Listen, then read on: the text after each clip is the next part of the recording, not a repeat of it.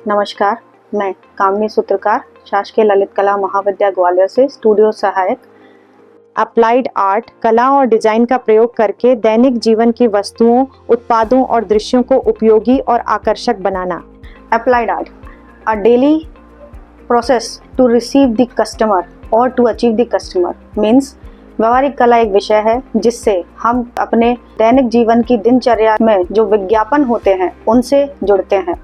विज्ञापन हमारे जीवन में सबसे ज़्यादा महत्वपूर्ण होते हैं क्योंकि हमारे जो कस्टमर्स होते हैं उनके लिए विज्ञापन ही एक ज़रिया है जिससे आने वाली नई नई तकनीक या फिर प्रोडक्ट्स जो लॉन्च हो रहे हैं मार्केट में उससे उन्हें जानकारी मिलती है। व्यवहार इसलिए क्योंकि कस्टमर से व्यवहार बनाना बहुत आवश्यक होता है। जो मार्केट होता है वो व्यवहार पे ही चलता है। हमारे लिए सबसे सर्वोपरि होता है कस्टमर यानी कि लेने वाला उपभोक्ता जिसके लिए हम प्रोडक्ट बनाते हैं। अप्लाइड आर्ट विषय को हमने 5 यूनिट्स में डिवीजन किया है, जिसमें पहली यूनिट है graphic designing, basic letter creation, second unit logo, mono and sign symbol, third unit typography and calligraphy, fourth unit poster design, fifth unit advertising psychology. आइए इन यूनिट्स में हम आपको और डिटेल बताते हैं कि यूनिट वाइज किस यूनिट में आप और सीख पाएंगे। ग्राफिक डिजाइन विचारों को व्यक्त करने के लिए दृश्य सामग्री बनाने की कला और अभ्यास है। इसमें संदेश को प्रभावी ढंग से पहुंचाने के लिए पाठ, चित्र, रंग और लेआउट का संयोजन किया जाता है। इसका उपयोग ब्रांडिंग, विज्ञापन, डिजिटल मीडिया और प्रिंट जैसे क्षेत्रों में किया जाता है। ग्राफिक डिजाइनिंग का मेन पर्पस होता है, आप जो डिज़ाइन बनाते हैं उसका बेसिक होता है रिडक्शन एंड एनलार्जमेंट। ये इसलिए बेसिक है क्योंकि कोई भी डिज़ाइन या आप बनाते हैं तो उसको अगर आप मिनिमाइज करेंगे, पॉइंट 0 तक भी मिनिमाइज करेंगे तो उस डिज़ाइन का जो एक्चुअल पोजीशन है या एक्चुअल डिज़ाइनिंग प्रोसेस है उसमें कोई भी चेंज नहीं आना चाहिए, चाहे आप उसको कितना भी एनलार्जमेंट करें। ये होता है ग्राफिक डिज़ाइन का सबसे बड़ा बेसिक। और इसमें कुछ यूनिट्स होते हैं जैसे कि एडवर्टाइजिंग में आते हैं मेन बेसिक आपके पोस्टर्स जो आप डेली अपने सराउंडिंग्स में देखते हैं। सेकेंड ब्रांडिंग में मीन्स होते हैं लोगोस, पैकेजिंग, बिजनेस। पैकेजिंग आपके डेली यूज़ में जो भी प्रोडक्ट्स आप लेते हैं, चाहे वो कागज़ की पैकेजिंग हो या प्लास्टिक पैकेजिंग हो, हर चीज़ डेली मार्केट में अवेलेबल है। तीसरा होता है डिजिटल मीडिया सबसे बड़ा मीडिया है इस समय, बिकॉज हम सभी आजकल mobile phones and digital media से एडिक्ट हैं। मोबाइल फ़ोन्स हम इतना यूज़ करते हैं इसलिए उस पर जितने भी एड्स आते हैं वो हमें सारी डिटेल्स बताते हैं। प्रिंट मीडिया में आपका सबसे पहला और सबसे सशक्त माध्यम है न्यूज़पेपर जो हर घर में सुबह सबके घर में आता है। न्यूज़पेपर सबसे पहला माध्यम है जो आपके घर में हर तरह की जानकारी पहुंचाता है, चाहे वो कोई ऐड हो, कोई आने वाला त्यौहार हो या कोई चल रही हो राजनीतिक चर्चा हो। उसके अलावा होती है मैगजीन्स भी कई प्रकार की निकलती हैं हर एज ग्रुप को देखते हुए, जैसे कि जेंट्स में, फीमेल एंड बच्चों के लिए बुक पब्लिश होती है। फीमेल्स के लिए females fashion magazines and home magazines आती हैं। And brochures and book covers books जो होती है बच्चों की, उस पर एक बुक कवर होता है जिसे भी डिज़ाइन किया जाता है, उसे भी एक एज अकॉर्डिंग किया जाता है बिकॉज बुक्स भी अलग डिफरेंट टाइप्स की होती हैं। बुक्स मीन्स होती हैं educational books, media books, simple magazines. तो उन सब के जो बुक कवर्स होते हैं वो उनके अंदर जो कॉपी मैटर होता है उससे रिलेटेड होते हैं। बुक कवर इसलिए एज वाइज होता है बिकॉज बुक्स जो होती है वो हर एज के लिए होती है। बच्चों के लिए कॉमिक्स निकलती हैं या पिक्चर बुक्स निकलती हैं, या छोटे बच्चों के लिए जो राइम्स बुक निकलती हैं उस पर उनकी राइमिंग्स वर्ड से रिलेटेड पिक्चर्स रहते हैं। Because pictures are the attractive one who can attract the customers first. Because हम जब भी कहीं जाते हैं तो सबसे पहले हम जो देखते हैं वो होती है पिक्चर हमारे दिमाग में एक क्लिक कर जाती है कि ये पिक्चर है तो इसमें क्या है, ये प्रोडक्ट है तो इसमें क्यों है। हम सारी चीज़ें पढ़ते नहीं हैं बट जाते जाते हम जो है ज़्यादातर पिक्चर्स माइंड में क्लिक कर जाती है। बहुत पहले कहा जाता था कि सिंबल में सबसे पहला और पुराना है सिंबल मदर एंड चाइल्ड जहाँ बना होता है हम समझ जाते हैं कि ये मदर एंड चाइल्ड से रिलेटेड है। भले ही वहाँ कुछ ना लिखा हो फिर भी एक सिंबल जो बना है मदर एंड चाइल्ड का वो आज भी बहुत फेमस है। उसके बाद हम आते हैं reduction and enlargement of design, जो मैंने आपको स्टार्टिंग में बताया, रिडक्शन एंड एनलार्जमेंट इसलिए बिकॉज जो एड्स होते हैं वो न्यूज़पेपर में भी जाते हैं, मैगजीन्स में भी जाते हैं एंड बड़े बड़े पोस्टर्स एंड होर्डिंग्स भी लगते हैं। तो एक ही सेम एड अगर सभी इसमें जाना है, क्योंकि होर्डिंग्स जो होते हैं वो बहुत बड़े बड़े बैनर्स बनते हैं और मोस्टली आप हाईवेज पे उन्हें देखते हैं तो उनका साइज़ बहुत बड़ा रहता है, और होर्डिंग की जो खासियत होती है वो होती है उनका साइज़। तो साइज़ में रिडक्शन और एनलार्जमेंट का बहुत ध्यान रखा जाता है, क्योंकि जो डिज़ाइनिंग है उसमें लोगो, मोनो और एड्रेस लाइन वो इतनी अच्छी होनी चाहिए कि दूर से जब आप जाते हैं तो उसकी विजिबिलिटी क्लियर होनी चाहिए, रीडेबल होना चाहिए। नेक्स्ट हम आते हैं बेसिक लेटर डिज़ाइनिंग। एक लेटर बनाने का बेसिक प्रोपोर्शन होता है, क्योंकि किसी भी फॉर्म को बनाने के लिए हमें उसका प्रॉपर तरीका आना चाहिए। ऐसे तो ए हम नॉर्मली पेन से आप लाइन खींचिए, 2 लाइन खींच के बीच में एक लाइन खींच दीजिए, आपका ए बन जाएगा। लेकिन जो हमारे प्राचीन समय से रोमन्स ने जो लेटर निकाले थे, जो सबसे परफेक्ट लेटर कहलाते हैं शुरुआत से लेके आज तक, उन लेटर्स को फॉलो किया जाता है। रोमन लेटर्स आपके कंप्यूटर में भी जब भी टाइपिंग होती है रोमन लेटर्स का बेसिकली यूज़ किया जाता है, बिकॉज उनका जो लेटर फॉर्मेशन है 5/3 का जो रेशियो उन्होंने रखा है उसमें लेटर में एक जो कंसिस्टेंसी है, एक थिकनेस है। लेटर आप 5/3 में चाहे कितना भी बड़ा बनाए या कितना भी छोटा बनाए, वो लेटर एकदम परफेक्ट आता है। तो प्रोपोर्शन है 5/3, उसका मेजरमेंट है, कुछ लेटर्स होते हैं A to Z में M and W आते हैं 5/5 में, बिकॉज वो लेटर्स 5/5 के रेशियो की जगह लेते हैं। अगर उनको 5/3 में बनाया जाता है तो वो थोड़े से कंप्रेस लगते हैं, बट उनका रेशियो उन्होंने 5/5 बनाया ताकि M and W एक परफेक्ट कॉम्बिनेशन में आते हैं। तीसरा होता है इनका शेप एंड फॉर्म। अगर लेटर A है तो वो A दिखना चाहिए, अगर B है तो B दिखना चाहिए। अगर लेटर में थोड़ा सा भी चेंज हुआ तो लेटर की जो मूलभूति होती है वो चेंज हो जाती है। इसके लिए मैं आपको बताती हूँ, ये ग्राफ में जैसे 5 यूनिट्स, एक मेजरमेंट का 5 यूनिट 1/1 के इंच के ब्लॉक बनते हैं। जो 5 इंच का ब्लॉक है जिसमें 3 इंच के ब्लॉक्स बने हुए हैं, उसमें हमने लेटर बनाया है। लेटर बनाने के लिए हम 3 ब्लॉक्स लेते हैं, जिसमें से सेंटर वाले ब्लॉक से हम लाइन मेजरमेंट करते हैं लास्ट पॉइंट तक, और उसी से सेंटर से लास्ट पॉइंट। तो इस मेजरमेंट में हम सारे अल्फ़ाबेट्स डिज़ाइन करेंगे। M आप देखिए M 5/5 में बना है, अगर M 3/3 में बनेगा तो उसका प्रोपोर्शन थोड़ा सा कम हो जाएगा and the letter was not look good. M and W they are the perfect, because अगर M है एंड W है, ये ऑल्टरनेट है, मीन्स इनको अपोजिट अगर आप कर देंगे, जैसे M बना है उसका उल्टा आप W बनाएंगे तो M and W एक वाइसा वर्सा है। इसी के नीचे है नंबर्स भी एक रेशियो में ही बनते हैं। ऐसा नहीं है कि खाली अल्फ़ाबेट्स, नंबर्स भी एक रेशियो है, उसमें भी मेजरमेंट चलता है 5/3 का। 5/3 अब 1 है तो बस 1 इंच में 1 कॉलम में बनेगा, एंड 5/3 का सभी जगह 5/3 का ही रेशियो है, ओनली M and W में 5/5 का मिलेगा।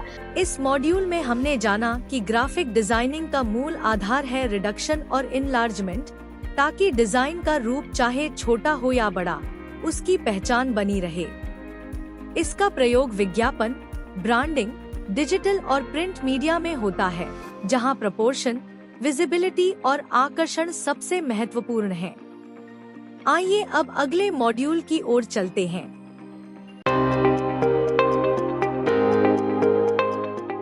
लोगो डिजाइन किसी ब्रांड, संस्था या कंपनी की पहचान दर्शाने वाला विशेष प्रतीक या चिन्ह बनाने की कला।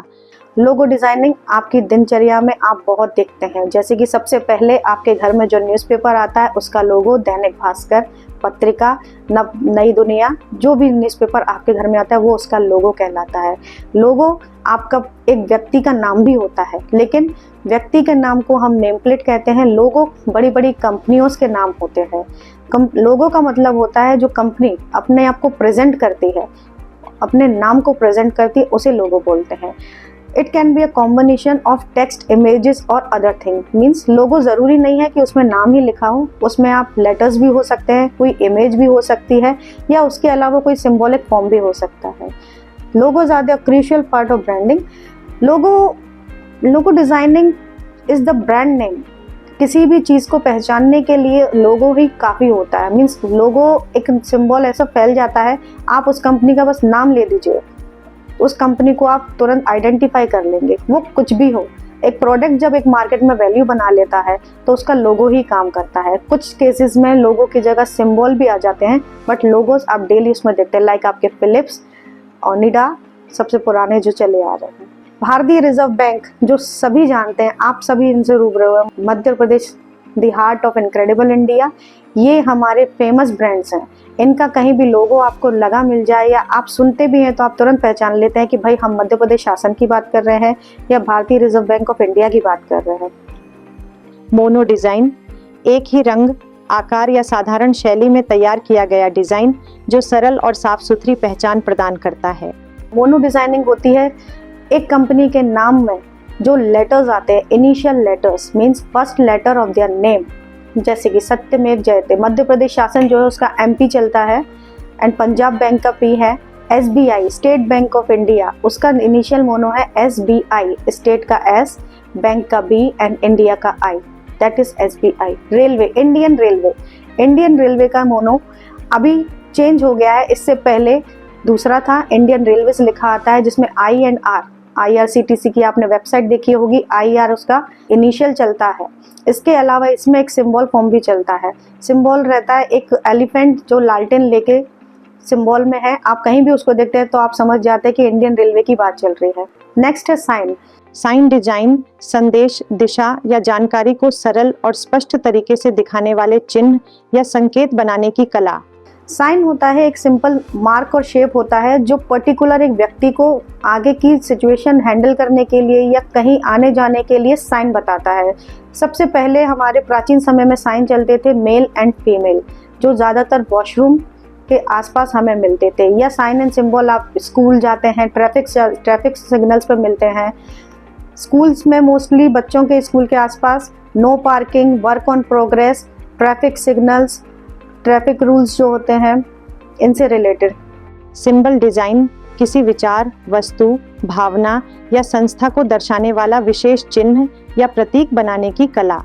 सिंबल डिजाइनिंग में 3 चीजें होती हैं, इसमें एक मार्क हो सकता है या साइन हो सकता है या ऑब्जेक्ट हो सकता है, दोनों तीनों का मिक्सचर भी होता है।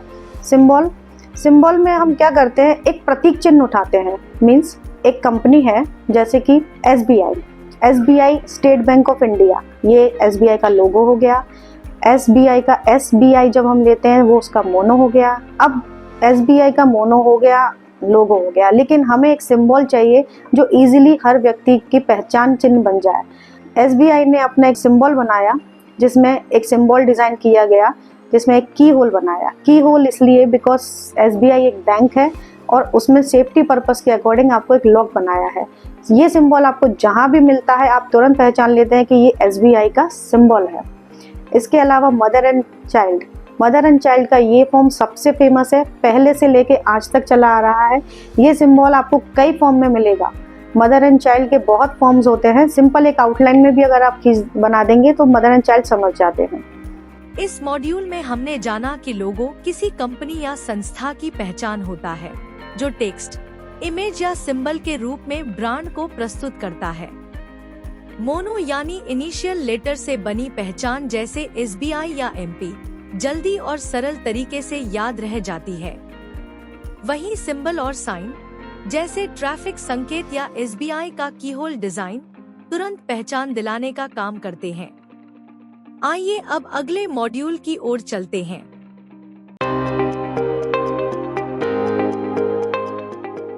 टाइपोग्राफी अक्षरों और पाठ को पठनीय और आकर्षक तरीके से सजाने की कला। टाइपोग्राफी बेसिक होती है लेटर्स पे, मींस A to Z जो हमने लेटर्स सीखे हैं फॉर्मेशन बनाना, उनको अब हम एक अल्फाबेट से एक वर्ड में कन्वर्ट करते हैं।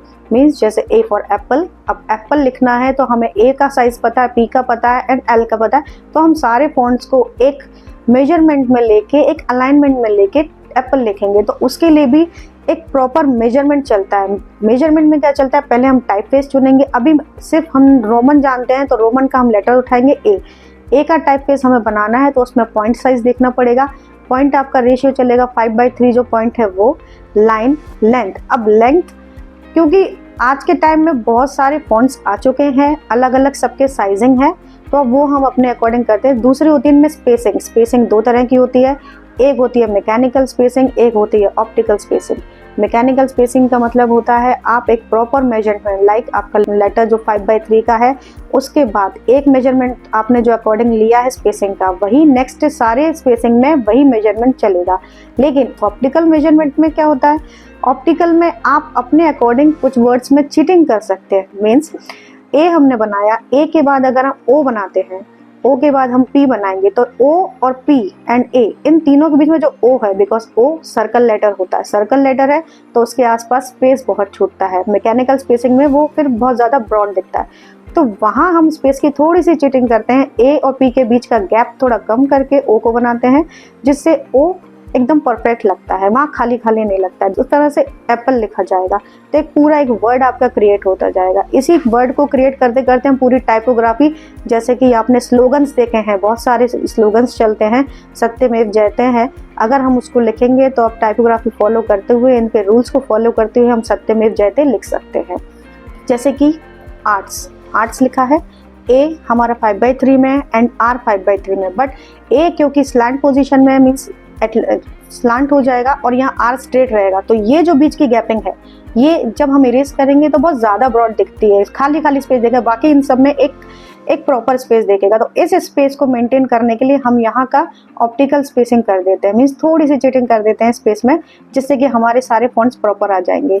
और ऑप्टिकल स्पेसिंग मोस्टली अब आगे चल के जितने भी आप फॉन्ट्स देखेंगे या आप टाइपोग्राफी करेंगे तो ऑप्टिकल स्पेसिंग ही ज़्यादा यूज़ होती है, because mechanical spacing mostly logo designing में यूज़ होती है, टाइपोग्राफी में बहुत कम यूज़ करते हैं, क्योंकि कुछ लेटर्स होते हैं, डिपेंड करता है लेटर्स के ऊपर, अगर एम है, ओ है, ये लेटर्स ज़्यादा स्पेस लेते हैं, क्यू, राउंड लेटर्स जितने भी होते हैं ज़्यादा स्पेस लेते हैं, इसलिए वहाँ हमें ऑप्टिकल स्पेसिंग का यूज़ करना है। जैसे कि इसमें किशोर, अब ये जो किशोर लिखा हुआ है, इसमें किशोर लिखा है जो एक टाइपोग्राफी फॉन्ट है, फॉन्ट रोमन से अलग हो गया है, इसमें सेरिफ यूज़ हो गए हैं, एंड के की फर्स्ट स्टेम, उसमें हमने एक डिज़ाइन बनाया है। जैसे कि हमने स्टार्टिंग में पढ़ा था लोगो मीन्स होता है किसी भी व्यक्ति का नाम या किसी भी कंपनी का नाम। व्यक्ति का नाम अगर हम यही नेम प्लेट सिंपल लिखी होती, जैसे Kishore only, no creation in first line, तो वो हो जाती नेम प्लेट, जैसे आप अपने घरों के बाहर देखते हैं जो नेम प्लेट लगाई जाती हैं। इसमें हमने क्रिएशन किया, ये हमारा हुआ creative logo. Creative logo in sense means इस किशोर नाम को हम अलग से रिप्रेजेंट करना चाहते हैं, जो किसी और से मैच ना हो, इसलिए हमने उसकी फर्स्ट स्टेम में जो क्रिएशन किया है वो उसका पर्टिकुलर क्रिएशन है, उस पूरे किशोर नाम का एक लोगो हो जाएगा, और इसको हम रजिस्टर्ड भी कर सकते हैं कि कोई इस डिज़ाइन को कॉपी ना कर सके। ये हमारा क्रिएशन होता है। टाइपोग्राफी में दो तरह के, अभी रोमन लेटर्स में सिंपल है, रोमन लेटर्स के बाद टाइपोग्राफी में क्रिएशन हुआ, सैंस सेरिफ और सेरिफ का यूज़ हुआ। सैंस सेरिफ जैसे कि आप स्कूलों में देखते थे 1, फर्स्ट, सेकंड, थर्ड, फोर्थ जो लिखा जाता था वो सेरिफ स्टाइल में होता था। सेरिफ स्टाइल यानी कि सिंपल लाइन में थोड़ा सा पॉइंट साइज बढ़ा के उधर क्रिएशन हो जाता था, थोड़ा सा मार्जिन पड़ता था एंड कर्वनेस आ जाती थी लेटर में। ये था टाइपोग्राफी में change, serif and sans serif. Calligraphy, सुंदर और सजावटी लिखावट या अक्षर बनाने की कला। Calligraphy is world famous. आप और हम सभी जानते हैं कैलीग्राफी क्या होती है। कैलीग्राफी होती है free hand drawing, free hand लिखना, फ्री हैंड अपने तरीके से अपनी राइटिंग को लिखना। उसमें हम कौन सा भी तरीका यूज़ कर सकते हैं जो कि डेकोरेटिव होता है, एक्सप्रेसिव होता है। कैलीग्राफी के कोई रूल्स नहीं होते, बट फिर भी रूल्स होते हैं, जैसे कि आप उसमें स्ट्रोक्स यूज़ कर सकते हैं, शेप्स कर सकते हैं, स्पेसिंग कर सकते हैं। Calligraphy skill like Hindi fonts, संस्कृति संचालनालय भोपाल, ये कैलीग्राफी है, फ्री हैंड लिखी है, लेकिन इसमें भी लेटर का प्रोपोर्शन है।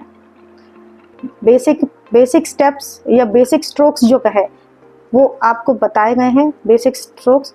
उसके अलावा आ से लेके ज तक सारे फॉन्ट्स कैसे पेन काम करेगा, संस्कृति शासकीय ललित कला महाविद्यालय, ये अप्लाइड आर्ट। कैलीग्राफी सिर्फ लिखना ही नहीं होता है कि आप जो राइटिंग करते हैं, कैलीग्राफी बहुत तरह की होती है, जैसे कि ये अप्लाइड आर्ट लिखा हुआ है कैलीग्राफी स्टाइल में, बट इसमें क्रिएशन है। क्रिएशन कैसा, आप चाहे तो अप्लाइड आर्ट जो है सिंपल भी लिख सकते हैं, बट क्योंकि हम ग्राफिक डिज़ाइनर्स हैं तो हमने अपने सब्जेक्ट अप्लाइड आर्ट को थोड़ा सा क्रिएटिव स्टाइल में लिखने की कोशिश की है। ये आपका ए है सिंपल, जो आपने अभी रोमन में देखा, बट इसमें स्लांट इसका एकदम थिन है, बिकॉज ये हमने फॉन्ट चेंज कर दिया और ये हमारा क्रिएशन है जो हम कैलीग्राफी में कर सकते हैं, टाइपोग्राफी में ये नहीं होता है। ये GIFA government institute of fine arts का मोनो है, इसका भी क्रिएशन किया है, हिंदी में संस्कृति। इस मॉड्यूल में हमने जाना कि टाइपोग्राफी में अक्षरों को सही माप, अलाइनमेंट और स्पेसिंग के साथ शब्द और स्लोगन में रूपांतरित किया जाता है, जहां ऑप्टिकल स्पेसिंग संतुलन बनाए रखने में मदद करती है। वहीं कैलीग्राफी फ्रीहैंड और क्रिएटिव लेखन है, जिसमें डेकोरेटिव स्ट्रोक्स और व्यक्तिगत शैली से खास आकर्षण जोड़ा जाता है। आइए अब अगले मॉड्यूल की ओर चलते हैं।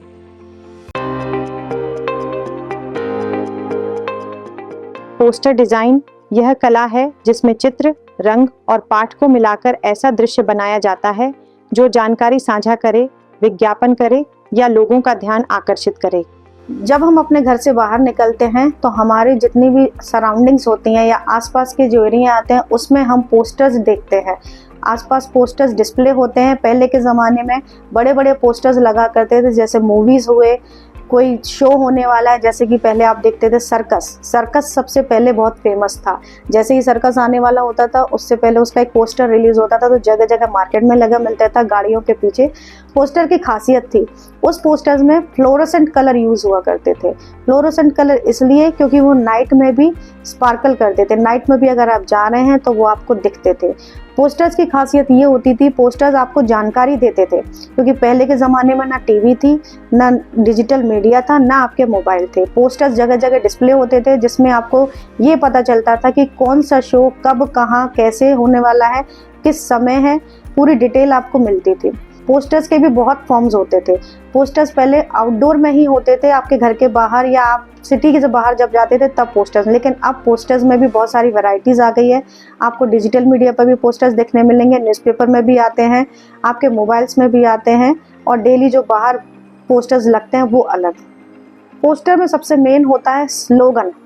स्लोगन यानी कि एक पंच लाइन, जैसे अभी हमारा चल रहा है स्वच्छ भारत। स्वच्छ भारत की जो पंचलाइन है, जैसे ही हमारे कानों में गूंजती है स्वच्छ भारत, हमें समझ में आ जाता है कि हम कहीं ना कहीं कोई स्लोगन चल रहा है, कोई एक कैंपेन चल रहा है, उससे रिगार्डिंग रहता है। पोस्टर्स की मेन खासियत होती थी उसमें जो इलस्ट्रेशन होता था, मीन्स पिक्चर इतना बड़ा होता था कि आपको दूर से वो पिक्चर दिखता था। उसमें नीचे जो नाम लिखा रहता था वो भी आपको बड़े बड़े अक्षरों में लिखा हुआ होता था। उसके कलर्स ज़्यादातर इतने ब्राइट रहते थे कि आप दूर से उसको देख सकें। येलो, ग्रीन, ब्लू, रेड ऐसे कलर्स उसमें यूज़ किए जाते थे।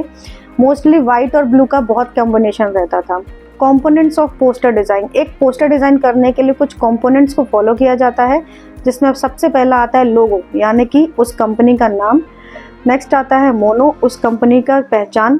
इलस्ट्रेशन, उस सब्जेक्ट से रिलेटेड या जो प्रोडक्ट आने वाला है या जो भी कैंपेन चलने वाला है उसका एक पिक्चर फॉर्म में रहता है। टेक्स्ट मैटर, यानी कि उसके नीचे कुछ रिलेटेड मैटर लिखा होता है कि कब, कहाँ, कैसे, कौन सा कॉन्सर्ट होने वाला है। नीचे उसकी होती है एड्रेस लाइन। एड्रेस लाइन में वहाँ का एक्चुअल वेन्यू दिया होता है एंड टाइम दिया होता है कि कब वहाँ पे प्रोग्राम कंडक्ट होने वाला है। ये कुछ पोस्टर्स के एग्जांपल्स हैं जो पुराने समय से चले आ रहे हैं, जैसे कि सर्कस, मैंने अभी आपको बताया था। सर्कस अभी बंद हो चुके हैं, लेकिन सर्कस के सबसे पहले पोस्टर्स चला करते थे, क्योंकि सर्कस सालों में लगते थे, इसलिए सर्कस के पोस्टर हम सभी को बहुत अच्छे से याद हैं कि वो सर्कस के पोस्टर्स कैसे होते थे। एक जोकर बना रहता था बॉल उछालते हुए, और उसके बहुत फ्लोरेसेंट कलर्स होते थे, कलरफुल जोकर हुआ करता था। इस मॉड्यूल में हमने जाना कि पोस्टर डिजाइन सूचना और आकर्षण का माध्यम है, जहां बड़े आकार की इमेज, ब्राइट कलर्स और स्लोगन ध्यान खींचते हैं। इसमें लोगो, मोनो, इलस्ट्रेशन, टेक्स्ट मैटर और एड्रेस लाइन जैसे कंपोनेंट्स मिलकर पूरा संदेश स्पष्ट और प्रभावशाली बनाते हैं। आइए अब अगले मॉड्यूल की ओर चलते हैं।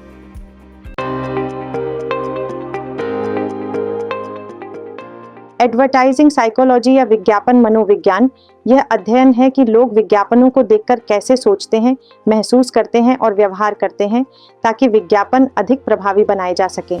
साइकोलॉजी इन एडवर्टाइजिंग कैसे इफेक्ट करती है, सिर्फ एक लाइन में मैं आपको समझाना चाहूँगी। LIC सबसे अच्छा माध्यम है साइकोलॉजी सब्जेक्ट एडवर्टाइजिंग में समझाने के लिए, क्योंकि LIC का सबसे अच्छा स्लोगन जो है, जिंदगी के साथ भी जिंदगी के बाद भी। जीवन के साथ भी यानी कि आज, जीवन के बाद भी यानी कि कल, वो आपके साथ हमेशा रहती है। ये होती है साइकोलॉजी, क्योंकि सामने वाला जो कस्टमर्स है हमें उसे साइकोलॉजी ही इफेक्ट करना पड़ता है, उसके मन को समझना पड़ता है। हमें अपना प्रोडक्ट बेचने के लिए सामने वाले की पारिवारिक स्थिति, मानसिक स्थिति और आर्थिक स्थिति तीनों का ध्यान रखते हुए उसके लिए कुछ ऐसा डिज़ाइन करना पड़ता है जिससे वो अट्रैक्ट होकर हमारे प्रोडक्ट की तरफ रिलेट हो, उसको वो लेने की कोशिश करे। तो LIC सबसे अच्छा माध्यम है ये समझने के लिए कि आज आप हैं तो भी LIC आपके साथ है, कल आप नहीं हैं तो आपके बाद आपकी फैमिली के लिए LIC है। तो यहाँ पे साइकोलॉजी ये है कि मैं अगर हूँ तो मेरे परिवार के साथ मैं हूँ, कल मैं नहीं हूँ तो मेरे बाद भी मेरे परिवार का ख्याल रखने के लिए LIC जो मैंने ली है वो उनका ख्याल रखेगी। साइकोलॉजी में मेन कुछ पॉइंट्स होते हैं, जैसे इमोशनल अपील, जैसे कि मेरा बच्चा पढ़ना चाहता है, बाहर विदेश में जाके पढ़ना चाहता है, लेकिन मेरे पास उतना पैसा नहीं है। लेकिन कुछ बैंक्स हैं जो उन्हें फंडिंग देते हैं, उन्हें लोन्स प्रोवाइड करते हैं कि नहीं आप एजुकेशन लोन लीजिए, अपने बच्चे को बाहर पढ़ने भेजिए। तो ये एक इमोशनल कॉन्टैक्ट होता है कंपनी और बैंक और कस्टमर के बीच, हम इमोशनली जुड़ जाते हैं। कस्टमर्स की इमोशंस को हम इतना समझते हैं कि उनको अपनी फैमिली समझ लेते हैं। दूसरा होता है ट्रस्ट बिल्डिंग। ट्रस्ट बिल्डिंग इसलिए क्योंकि एडवर्टाइजिंग अगर हम कर रहे हैं तो कस्टमर जो ट्रस्ट कर रहा है उसके ट्रस्ट को कभी धोखा नहीं मिलना चाहिए। मोस्टली जब LIC वाले काम करते हैं उसमें इसलिए उन्होंने अपना मोटो बनाया है कि आपके साथ आज भी और आपके बाद भी, क्योंकि आज हम आपके साथ खड़े हैं, आपके जाने के बाद हम हैं, आपके परिवार का ध्यान रखने के लिए हम हैं। ये एक ट्रस्ट बनाया हुआ है LIC ने। इसके बाद सिंप्लिसिटी, जितना सिंपल हमारा स्लोगन होगा, जितने सिंपल शॉर्ट एंड इजी शब्दों में हम अपनी बात कहेंगे उतना सामने वाले पे इफेक्ट करता है। साइकोलॉजिकल इफेक्ट, पीपल हमारे बारे में सोचना शुरू कर देते हैं। अगर हमने आज ये कहा है कि आज भी और कल भी, बहुत से लोग ऐसे होते हैं जो सोचते हैं कि नहीं हम तो ठीक हैं, कुछ नहीं होगा, कोई बात नहीं।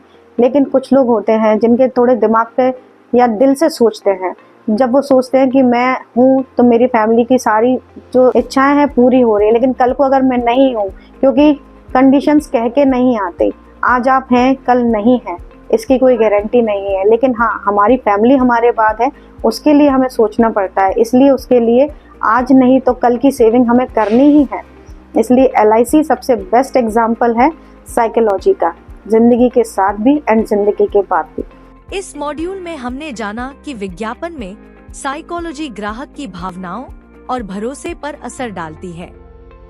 जैसे LIC का स्लोगन जिंदगी के साथ भी और जिंदगी के बाद भी सुरक्षा और विश्वास का संदेश देता है। आइए अब निष्कर्ष की ओर चलते हैं।